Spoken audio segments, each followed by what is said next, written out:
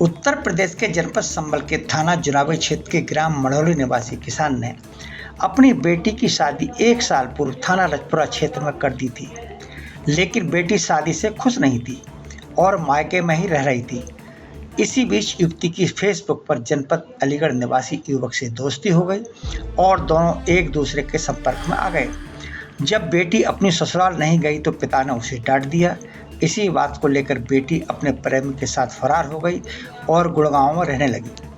पिता ने थाने में बेटी की गुमशुदगी भी दर्ज करा दी, लेकिन बेटी ने प्रेमी युवक पर शादी करने का दबाव बनाया तो प्रेमी ने योजना के तहत अपने साथियों की मदद से थाना जुनागढ़ क्षेत्र में लाकर प्रेमिका की गला दबाकर हत्या कर दी और आत्महत्या का रूप देने के लिए लाश को पेड़ पर लटका दिया। हालांकि पहचान के बाद पुलिस ने लाश को पीएम हाउस भेज दिया। पुलिस ने कड़ी से कड़ी जोड़ते हुए हत्यारे प्रेमी को रजपुरा बदायूं रोड से गिरफ्तार कर लिया। अपर पुलिस अधीक्षक अनुकृति शर्मा ने प्रेस वार्ता कर घटना का खुलासा कर दिया और अभियुक्त को जेल भेज दिया। Bureau report ABP India news.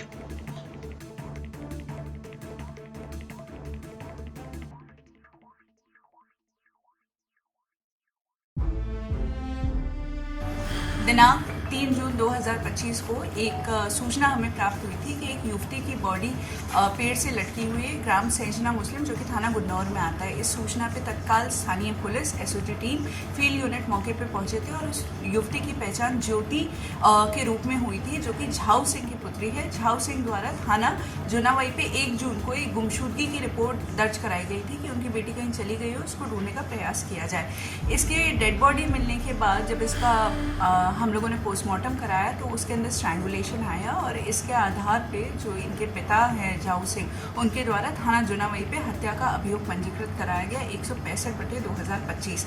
ये नामजद मुकदमा था नीटू के खिलाफ जिसके साथ लड़की गई थी।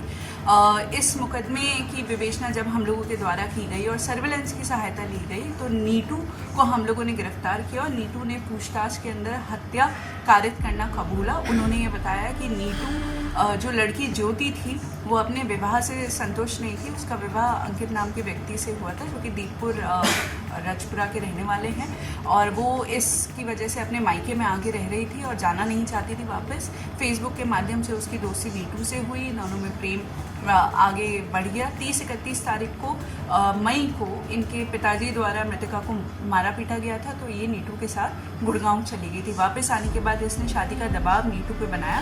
नीटू शादी नहीं करना चाहता था और उसे लगता था कि अगर इसके ऊपर रेप का मुकदमा लिख गया तो ये जेल चला जाएगा। उसी डर के कारण और शादी के दबाव बनाने के कारण उसने वहीं पे उसकी हत्या कर दी अपने 2 अन्य साथियों के साथ मिलकर और इसको आत्महत्या का स्वरूप देने के लिए रस्सी से उस लड़की का शव लटका दिया था। इसी के आधार पर आज नीटू को हत्या का दोषी मानते हुए गिरफ्तार कर न्यायिक अभिरक्षा में भेजा जा रहा है।